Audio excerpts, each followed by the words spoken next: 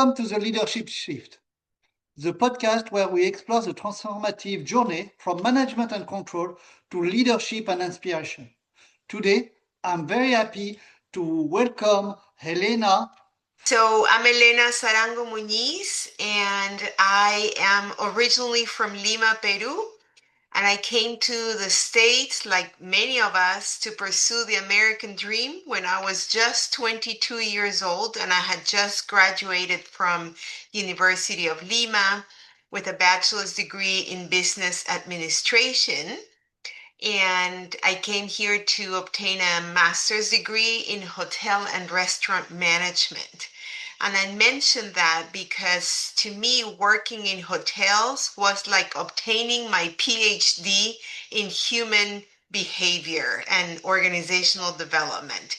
It was such a great experience because I started in operations and then I transitioned into human resources, and that's where my 25 plus years in human resources leadership started until 3 years ago when I started my own business as an executive and leadership coach. So here I am. Like you said, I am hired by companies to equip their C-suite top leaders to develop their emotional intelligence so they can have the skills to maneuver through the complexities of working in multicultural environments. And so they can focus on what they're there for, which is to grow the business.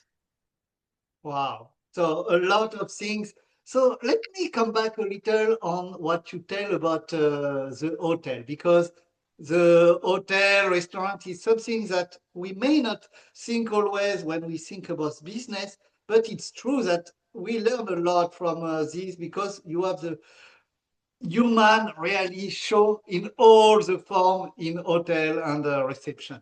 So what did you learn from this experience few years ago, not so many. And how do you apply this learning to your current coaching and executive coaching? Thank you, Aurelian. That's a great question. So, the experience at the hotel, and I have to explain that it was always in luxury hotels. So I started at Ritz-Carlton, and the reason why I say that is because my exposure to business owners and CEOs and high level executives from all over the world started there, and I think that's when my spark of of interest in wanting to work with these people closer started, without knowing that that was years later going to develop into them becoming my clients. But going back to your question, my first role was as an overnight auditor. So I was the front desk agent from 11 p.m. to 7 a.m. And what that means is that I was one of maybe 3 or 4 employees in the hotel total, and I was the face of the hotel at that time. And believe it or not, a lot of activity happened between 11 p.m. and 7 a.m. that forced me to bring skills and, you know, abilities that I had no idea I had developed since I was a little girl, which was to really deal with difficult situations, come up with decisions right away that were critical for the hotel, deal with clients, meaning guests, that were probably tired of traveling overnight, telling them there was no room for them, that I had to send them to another hotel when we were sold out. All that required a lot of presence, being present at that moment, being assertive, being bold sometimes, but at the same time, highly customer service oriented, because these were, high level people. So that combination, I believe, helped me to be strong leader. Now, the second part of my answer is working with employees. So when I became a leader, an HR leader in the hotel, it exposed me to all kinds of cultures, all kinds of walks of life, and it helped me become more human in a way, to really understand why people were there, why people have come to this country, why people were working at a hotel, and just the true essence of some humans that I worked with. So that made me more sensitive to cultural awareness. So these two somehow became my two main pillars in what I do now. Okay. And you speak about culture. So how do you see culture influencing the leadership? Is it something that with some culture it's easier to be a leader and some culture it's more difficult to be a leader, or is it culture agnostic? I believe that first of all, culture is a term that people define in many different ways. To me, culture, because I have studied it, as part of my coaching learning, is not just where you defined by where you come from, what language you speak, what was your upbringing. Culture has many dimensions. Okay, it's how you make decisions, how you see money. If it's do you have a scarcity mindset or do you have an abundance mindset? It is how you collaborate with others. Are you more independent in making decisions, or do you invite other people to make decisions with you? And there's several dimensions to cultural awareness. So for a leader to be a good leader, they have to have that awareness that you're not the person that has all the answers, that there's other perspectives, that there's other ways of seeing the same situation that can help you make a better decision, help you see situations in different ways. So I think it's not necessarily that you have to have a certain culture or come from a certain culture. If you are open to learn about the different dimensions of cultural awareness, then it makes you a better leader. Did that Okay, answer your so being question? ready, so sorry, yeah. So being very open to your culture, open to others will make you a better leader. And it comes to emotional intelligence, I suppose. Is it directly linked to emotional intelligence, this culture development, or is it totally independent? You can No, develop emotional intelligence independently.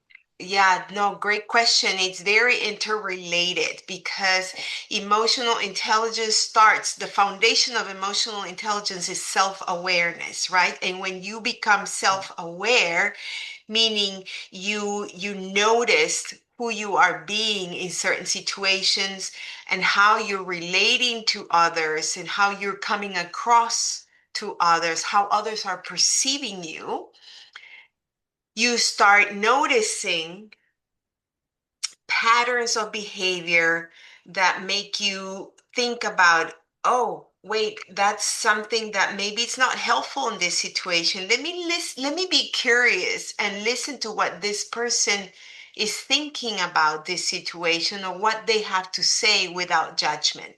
So that cultural piece and that awareness piece and the interrelational piece of emotional intelligence, which is called social awareness, is very important, and it's so connected.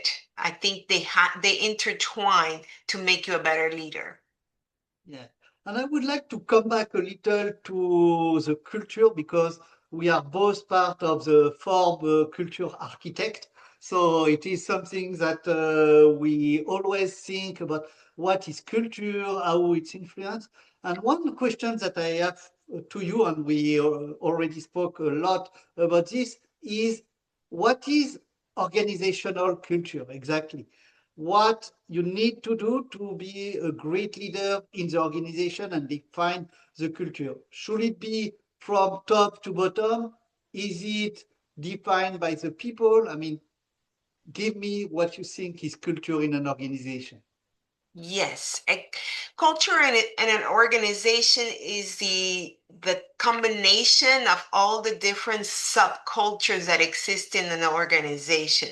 And if you break down the subculture of an organization, it comes to each individual that belongs to that organization. So each one of us contribute to the culture, but the quality of that culture is definitely defined or led by the leader of the organization, because the decisions that are made, the way that person um, shows up in the organization, the way they treat others. So when the words and the behaviors are aligned with the rest of the organization, that defines what that culture is. So it's I don't think there's like a difference, or there's no way of saying that's a good culture and that's a bad culture, although most of us know what a bad culture could look like. It's more about what type of culture is that leader creating in this organization. And the way that leader shows up is the way some of the policies are going to be implemented, initiatives in the organization, how you hire people, who you hire, what's the definition of a good employee. So I truly believe that the culture starts from inside out, and it starts with the top. Okay, great. I would like now to look at what is really the leadership shift. We define in my company the leadership shift to go from management to leadership. Do you make any difference between these two terms? And if yes, what are the definition between both of them for you? Management and leadership. So management and leadership, sure. So yes, so managers, you know, um, to manage an employee, to manage a project, to manage a team, is to really, it boils down to executing. Okay, Mhm. there's an expectation, there's a strategy, there's a project that needs to be executed. And you need to manage a team. That execution comes down to performance, objectives, goals, a mission, etc. So that is to manage something, and it's usually done through um, doing something, right? Taking action. Mm. Stepping up into leadership, it's like going up into a block on a pedestal, not to make it like the leader is higher than a manager. I'm talking about the mindset between a manager and a leader. It's more about who you need to be now. So, not just an executor, and actually, the execution part of it is delegated to a manager. And that space that now you're opening up for you as a leader is going to be invested in influencing, meaning creating an environment, creating a culture where people want to follow you without resistance. And that takes a lot of changing the way you think, therefore the way you behave, therefore the way you um, proactively and intentionally do things versus just doing, checking, I did this, I completed this. It's more like a not a checklist anymore. It's more of a beautiful recipe you are creating so others can be inspired and follow you. That's what the And difference between management and leadership is for me. yeah, yeah, and very good. I mean, we align, I tell differently because I'm really focusing on this shift of understanding how people are going from the control to going to being more influential and inspirational. And what is the different challenge that you see in your client when you meet them? You see some people have the title of a leader, but they don't have the mindset that you tell as a leader. So, what you do to make them aware of it, and what are usually the steps that you do? Is it just emotional intelligence, or is there anything else that you cover to make sure that they do this transition and they become more influential, more effective in their leadership? I love that question, Aurelian. It's such a good one because it's not just a, you switch the button, right? It's not that easy. What I have observed with my clients when they make that change is, yes, it's difficult for them to make that change because they're using their mind. Okay, what is that I need to start doing different now? They feel it's like more cognitive than anything. Okay, what skills do I need to learn now to be a leader versus what I used to be? When And to answer your question, it takes more of an emotional adaptation to the role. What I mean by that, and yes, I always use the emotional intelligence assessment because that's a visual for them on what are the gaps they need to fill or to develop to become a typical, an average of leader that is now a leader versus a manager. And there's different components of emotional intelligence. I know you are aware of that. Um, but when I say emotional, it's more about, okay, and I have an example, right? This manager became a leader and he couldn't understand why. Now, instead of focusing on him and his development and how he needed to take this role, to the next level, now he needed to really look at the team and take the attention out of himself and more about it's about your team developing. He even questioned, why do I even have to think about succession planning, right? Why do I need to find a successor if I don't think I'm going to leave the organization? So in a way, it's more about embracing that now it's not just about you moving up the ladder. Now it's about you influencing and moving people through the ladder to create that future leadership bench for the organization. And that takes a shift in the emotions, right? It's the self-awareness, of course, but now it's more about what's the bigger picture here? What is the purpose of me being a leader? What is that future vision, not only of myself, of humanity in general?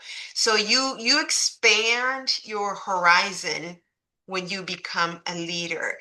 So the way I do that is with the assessment, we look at the values, the personal values of this person, because we look at values when we are maybe in college, we take a course or something like that, but we don't look at them until maybe never, or until a coach comes into your life. So reassessing what your values are start helping you see, okay, this is where I really need to make shifts, and this is where I really need to focus. And then we talk about intention versus, impact. What is your Mhm. intention when you make decisions? What's your intention when you say or do things? So little by little, it's not a drastic change, it's an evolution, like you used that word earlier, that helps individuals move from management to leadership. Yeah, and it takes a lot of mindset change, and I agree totally. On my side, I see that what served them so well in the past is not applicable anymore. And it is what is frustrating them the most. Because when you are a manager, you need to be good at controlling the environment and making sure that everything runs correctly. But when you start to be more focused on your team or on the purpose, you need to let go all this control. First of all, you don't have the time to focus on this. And second, you are here to inspire people. And to inspire, you cannot control. So it's a little this difficulty that they have difficulty to make the shift. And it's not an easy thing. And thank you very much, Elena, to work on the emotional intelligence. And I know people have a resistance to emotional intelligence by the term of intelligent.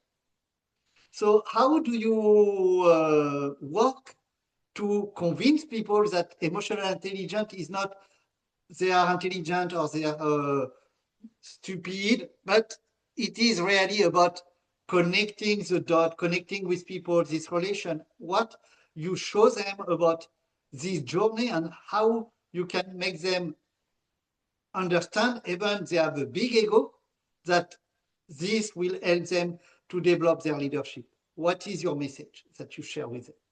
Yeah, thank you, Aurelian. I depending on the individual, I use different approaches.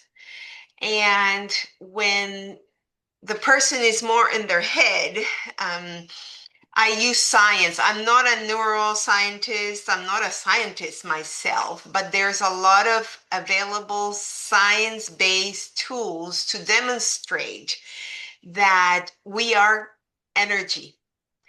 And, emotions are energy in motion.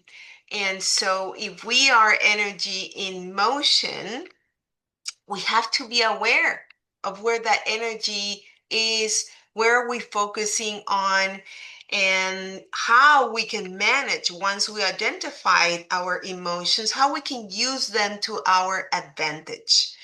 And that usually lands, if I use the brain, I use a little bit of the prefrontal cortex definition, and then the subconscious, people start understanding, okay, yeah, that makes sense. So I use a little bit of that. um, I use stories. So I grab from the client stories since they were little kids, and how that connects to where they are today and who they want to be in the future. Because there's also that beautiful um, correlation between Mhm. how what is that they love doing when they were little kids and who they want to be now at this stage of their life. And when they make that connection, it's just a beautiful sight to observe. Yeah, great. Thank you very much, Elena. I would like to ask you the question because I have each people that are invited in my meeting that ask a question to the next guest. And I will ask it after you share what you would like to share with the audience. What will be the message that you will pass to the people and how they can contact you if they want to contact you? Ah, thank you, Aurelian. Let's see. I think the biggest lesson I have learned so far in my life is that we all have a choice. In every moment, we have the ability to choose. Nobody can take that away from us. We choose what we think about, we choose what we say, We choose how we want to feel.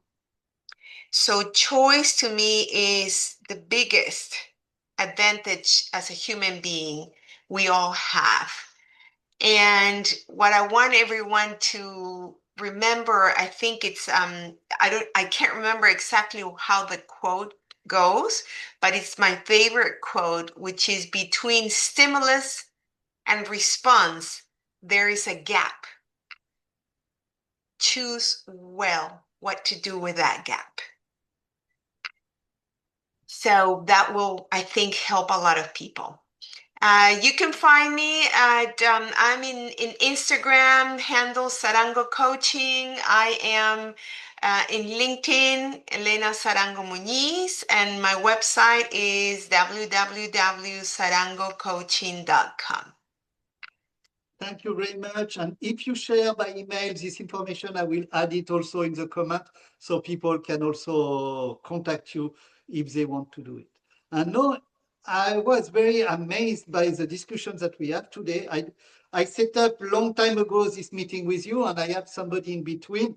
And this person was asking a question that is so aligned with what you were starting to tell in the things. I'm very surprised. On a scale of 0 to 10, what is the value of your human life? Oh, wow. That's a beautiful question. From 0 to 10, what is the value of my human life? I think at this stage in my life, and I tell everyone, becoming an entrepreneur is the biggest human development journey you can take. I would say I'm at a 7.5. Um, I've come Wow. a long way. I'm very happy with who I am as a human being and as an entrepreneur, but I know there's still ways to go for that fulfillment stage. And that's what life is about. I know I will never get to a 10, but this 2.5 gap is what the rest of my life is for. So I'm enjoying that progress. Okay. So I will not ask you the question of a coach telling what will bring you to a 10 then. It is the fulfillment. Yeah, Okay. exactly. Thank you very much. Thank you very much, Elena, for coming. And I will thanks also the audience for listening. And if you want to contact, you will have all the information in the comment. And thank you very much again, Elena, for attending. It was my pleasure. Thank you for inviting me, Aurelian.